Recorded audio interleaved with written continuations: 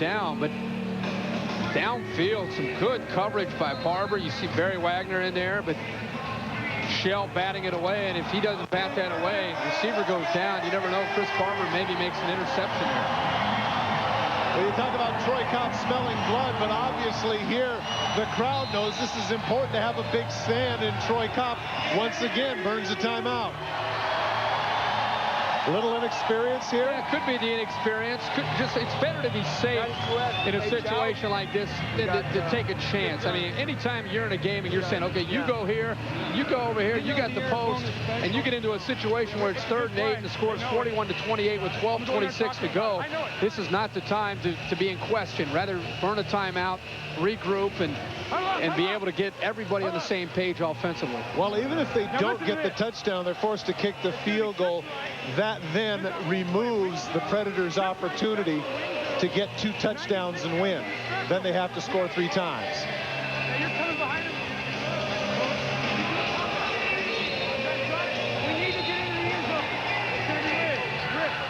Trips right, special, wing zoom, 96 Rip special. I want, ready? 96 zoom is what I heard. 3rd and goal.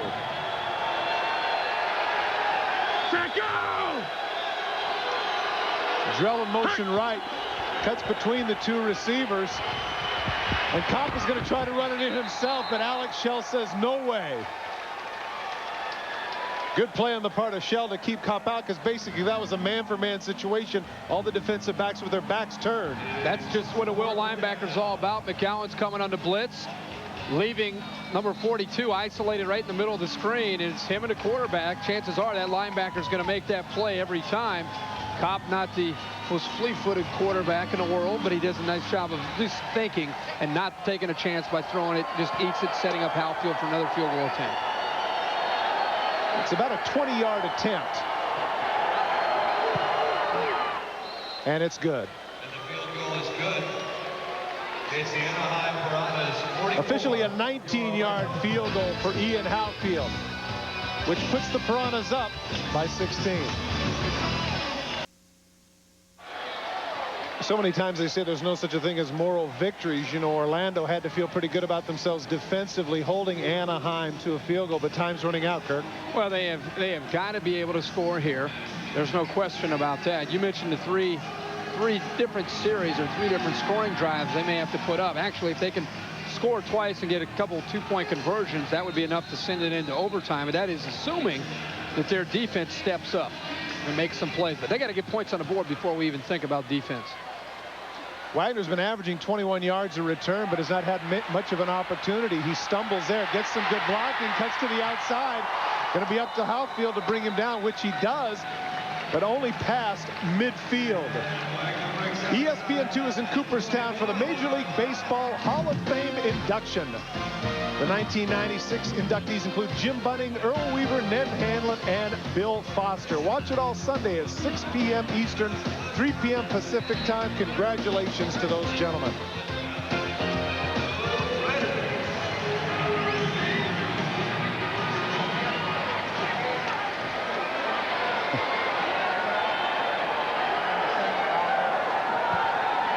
First and 10, pitch out to McGowan, and Darren Williams, who plays the position fullback and linebacker. It seems to me that he really relishes his opportunity to get into the idea of who's the best man.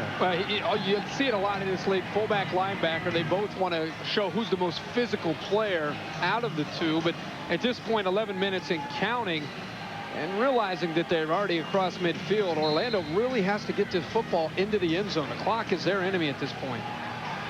First run of the half for the Orlando Predators, and remember we mentioned 23 rushes last week against the Florida Bobcats. Wagner in high motion right. O'Hara pump fake, tries to lay the ball out for him, but pretty good coverage on the part of Maison. It's a jump ball. And even though he has 5 inches on Maison, Maison was there, and the flag is down.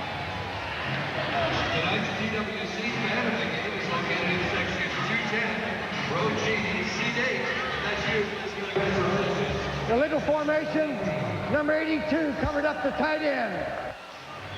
I like the effort here by both players, but I thought Rodney Maison get it going up there, giving up those inches you mentioned, still getting a chance to get up and get just as high as Barry Wagner. Looked like Barry Wagner had the body leverage on Maison, but Maison, he's not intimidated. He did a nice job of getting up. Getting back to the idea of rhythm, you can see by the numbers there, O'Hara just really has not had it. I mean, in certain situations it looked like he has, but in terms of an overall flow of the game, there's just been no rhythm for him this evening.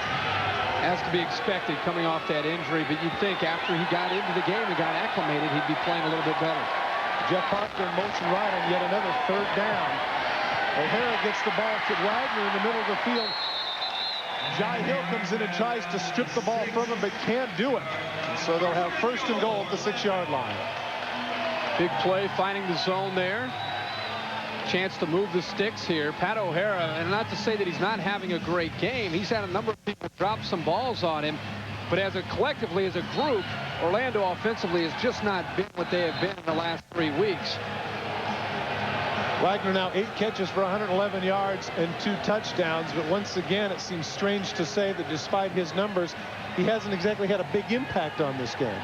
No, not at all. And I think that one thing coming into each game, anytime you look at Orlando, you think of Barry Wagner. You think what he's going to be capable of doing on that night. And tonight he's put some numbers up, but it's not been the difference. That's the key with Barry Wagner, making a difference in a game, and he's not done that yet. Still some game left. He's not done that yet tonight. Pat O'Hara trying to get the play clock reset, which he did.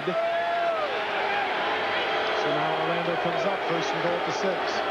Pitch out to Wagner. Looks like he's going left. He cuts back against the grain. Actually a pretty good decision. And nobody seems to be able to bring him down. Touchdown, Barry Wagner. That's what I'm talking about in making a difference in a game. He is so capable. That's why I was very careful to say he hasn't made a difference tonight yet, because there's so much time left in the game. 9 minutes, and Barry Wagner, this is designed, folks. He is not cutting this back on his own. You see the lead block by Paul McGowan, but that right there is not designed. That's all Barry Wagner breaking. Seemed like every single defender had a hand on him, but he shook every one of them, got into the end zone. That's just nothing but desire by Barry Wagner. And now down 16 points. That means they need to go for 2. Rather, down 10 points now. They need to go for 2 because 2 touchdowns and 2 two-point conversions puts them in the opportunity to tie. As I collectively insulted your intelligence, you could have added that up yourselves at home. O'Hara with the jump ball to Wagner, who makes the catch, but it's out of the back of the end zone. Maison positioned himself such that Wagner could not do that. What a terrific catch, but not in bounds. No argument from Barry Wagner. He was out of bounds, and he tried to get away with one there. But you mentioned it, Rodney Maison all in the body here in position. You got to get position anytime it's a toss-up. And so despite the best efforts of Barry Wagner there on the conversion, he could not come up with it. So Orlando is still down by 10. Welcome back to the Orlando Arena. I'm Todd Christensen along with Kirk Herbstreit. And now the pressure falls upon Troy Kopp, who has really been a different quarterback here as they go with the onside kick. But Sam Hernandez is all over it. I don't know. That's ill-advised to my thinking. You're down, you're down by 10. There's 8:21 left. Now it's like you're practically handing them a score. What do you think? Trying to catch them off guard there, but I agree with you 100%. The way the momentum is beginning to almost switch, defense is starting to come up. They're not scoring as easily. They're touchdowns. I agree. I think you kick, take your chances with the defense. And now look at the field position here inside the 10-yard line on the 7-yard line, Anaheim. Well, evidently they think that Troy Kopp can't punch it in, and based on his second half stats, Bridges in motion right, gets the ball out to Burchett, who drops it out in the flat. Barber in great coverage. First half, Troy Kopp 14 for 21, 152 yards, 4 touchdowns. Second half now 3 for 11, 30 yards and an interception. I talked about it earlier. He throws that ball as well as anybody I've ever seen. When the receiver's throwing the ball to the running the pattern rather to the flat, it's very difficult as a quarterback. It looks like an easy throw at home, but it's very difficult to lead that man so he can continue to make that catch and get upfield. You're making excuses for him. Oh no, he's put the ball in the money every time. All right. Bridges in motion right. Kopp scrambles out. He's going to have to get rid of it, which he does. Throws it into the stands.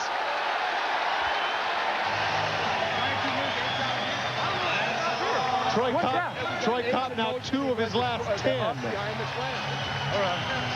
Well, you know, this is a game that you're going to have some ups and some downs. My opinion, he doesn't have, who does he have to throw the football to? You have to throw that away. That's a good decision. Well, evidently he did not throw it before he went out of bounds, because the ball now is being marked just outside the 16-yard line. The right foot stepped out of bounds as he was trying to buy as much time as he could, trying to find an open receiver. Can't go! 3rd and goal at the 17-yard line. Bridges in motion left. Troy Kopp on the deep route gets the ball, and a big struggle trying to get in the end zone is Bridges' great effort to keep on his feet. Now a big decision for Anaheim. What do you do here? And it appears it looked like Hopkins was going to go out on the field. They're going to go for it. They're going to go for it. Troy Kopp, I believe we've seen a lot of quarterbacks. He has as strong as arm as anybody we've seen. That is on a line, thrown about probably 30 to 35 yards. I mean, he let that thing go.